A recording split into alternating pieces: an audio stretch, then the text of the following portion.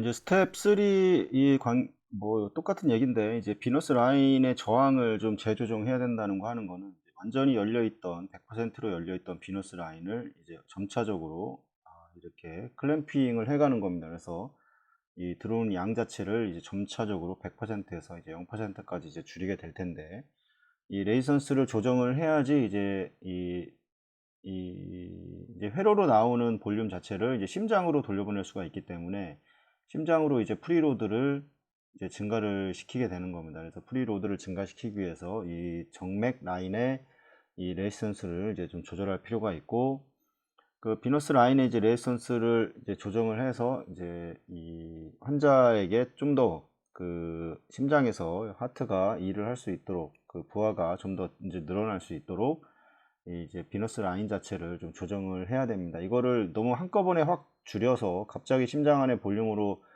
이 너무 많은 볼륨이 완전히 이제 회복되기도 전에 심장에 너무 많은 볼륨을 집어넣게 되면, 아까도 얘기했지만 가장 큰 문제가 이제 디스텐전입니다. 이 디스텐전이 이제 큰 문제가 될 수가 있기 때문에, 이 서서히 이제 점차적으로 이제 그래주얼리하게 이제 볼륨 자체를 이 환자한테 이제 프리로드를 증가시킬 필요가 있고, 그래서 이제 점진적인 게 가장 중요하고, 갑작스럽게 뭐 100%에서 50%로 뚝 떨어뜨린다거나 뭐 이런 식으로 하면은 이제 절대 안 됩니다. 그래서 심장이 좋으면 뭐 계단식으로 크게 할 수 있다고 말씀을 드렸지만, 예, 그래도 항상 조심스럽게 이 심장이 한번 체외순환이라는 이제 어떤 겪어보지 못할 심장도 겪어보는 거기 때문에, 이 부분에 대해서 좀 더 세심한 이제 주의가 이제 필요할 수가 있습니다.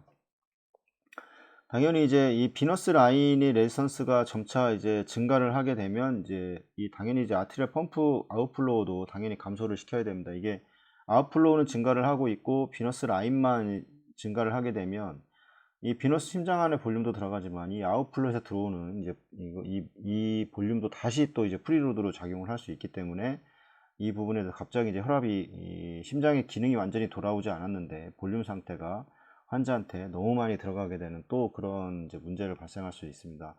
근데 이것도 그 목적도 있지만, 이렇게 감소를 시켜야 하는 이유가 비너스의 저항 자체를 줄였기 때문에 이제 리저버의 볼륨이 이제 점점 줄어들게 됩니다. 그래서 이 리저버 볼륨이 완전히 줄어서 이 상태가 이제 드라이 되는 상태, 여기 보면 이제 드라이라고 되어 있는데, 이 드라이가 되는, 완전히 이제 엠팅이 되는 상태를 만들면 안 되기 때문에, 그래서 비너스 리저버도 마찬가지 이제 볼륨을 줄이게 되겠지만, 이 펌프의 아웃플로우 자체도 이제 줄여야 되는 이제 이런 과정을 해서 이제 위닝을 점차 이제 플로우도 줄이고 비너스 드레인도 줄이고, 하지만 이 심장의 로딩은, 이 프리로드는 이제 점점 증가하는 이제 이런 과정으로 이제 위닝을 이제 이제 그런 식으로 진행을 하게 됩니다. 뭐 그래서 이제 뭐 비너스 라인의 클램프를 이제 점차 클램프를 점차 증가시켜서 이제 그 프리로드가 이제 어떤 원하는 만큼 이제 달성할 수 있는 만큼 이제 점차 줄이게 되는 겁니다. 이제 프로그레스리하게 점차적으로 이제 줄이게 되는 이런 과정을 거치게 되고, 이제 뭐 스텝 3는 이제 터미네이션을 하는 겁니다. 바이패스를 이제 결국에는 이제 원하는 심장의 어떤 그런 시스톨릭과 뭐 심장 상태가 이제 이 적정한 이제 시스톨릭 프레셔, 이제 뭐 90에서 100mm 머큐리 이제 어덜트 과정에서 유지를 하고 있다면, 이제 점차적으로 이제 완전히 끄게 될 겁니다. 그래서 뭐 프리로드가 이제 액셉터블 하고 펌프 플로우가 1리터 또는 이제 그거보다 더 낮은 플로우에서, 이제 환자는 이제 CPB 없는 이제 상태가 없이 이제 뛸 수 있는 그런 상태가 될 수 있는 거고, 여기에서 이제 바이패스를 이제 터미네이트드 하게 됩니다.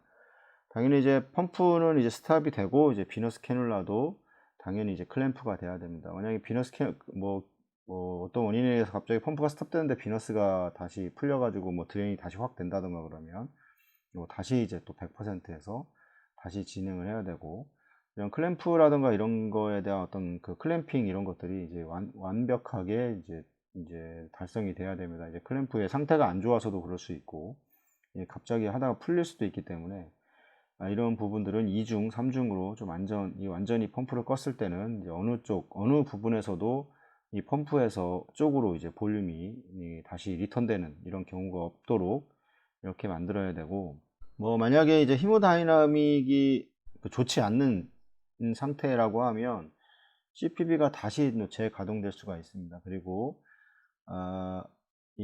만약에 이제 프리로드를 지금 심장 상태가 좋지 않기 때문에 잘 견디지 못하는 이런 상태가 된다고 하면 이 카디오베스큘라의 이제 디컴펜세이션을 하기 위해서 완전히 다시 또 펌프를 이제 시작을 해야 되는, 그래서 MT 비팅 상태, 우리가 알고 있는 이 MT 비팅 상태를 만들게 됩니다. 이 MT 비팅 상태는 이제 심장은 자기가 박동을 심장은 자기가 뛰고는 있지만 이 프리로드가 거의 없는 상태, 완전히 비어져 있는 상태. 이 로딩이 없다고 하는